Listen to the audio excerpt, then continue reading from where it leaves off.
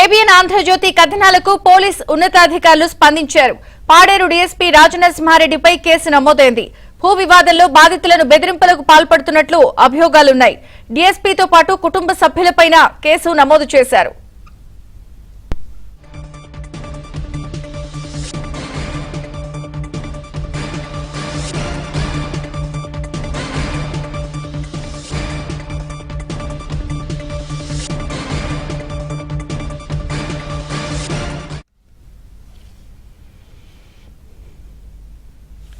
ABN Andhra Jyothi కథనాలకు police ఉన్నతాధికారులు స్పందించారు.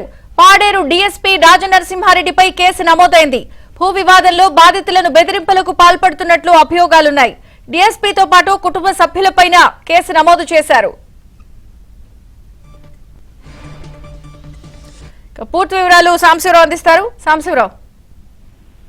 విజయ చంద్రిక, పల్నాడు జిల్లా నర్సాపేట మండలం రావిపాడులో ఉన్న ఒక భూ వివాదానికి సంబంధించి పాడేరు డీఎస్పీగా ఉన్న వెన్న రాజసింహారెడ్డి డీఎస్పీ హోదాను అడ్డం పెట్టుకుని బెదిరింపులకు పాల్పడుతున్నారు. అతని నుంచి తమకి ప్రాణహాని ఉందంటూ కూడా నర్సాపేటకు చెందిన కృష్ణవేణి ఒక మహిళ పోలీసు ఉన్నతాధికారులను కలిసి ఆమె ఇచ్చిన ఫిర్యాదు మేరకు పోలీసులు కేసు నమోదు చేశారు. ఈ ఘటనపై కూడా బాధితురాలు కృష్ణవేణి పోలీసులను కలిసినా కూడా పట్టించుకోకపోవడంతో కూడా ఏబిఎన్ ఆంధ్రజ్యోతిలో ఈ రోజు మనం కథనాలు ప్రసారం చేయడం జరిగింది.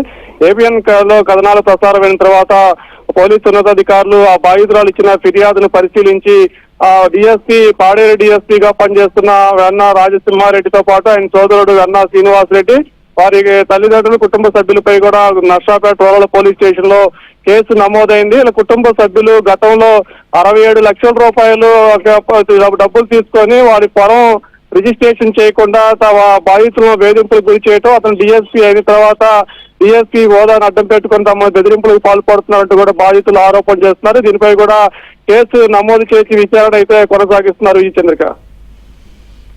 Okay Sambasivarao, thank you.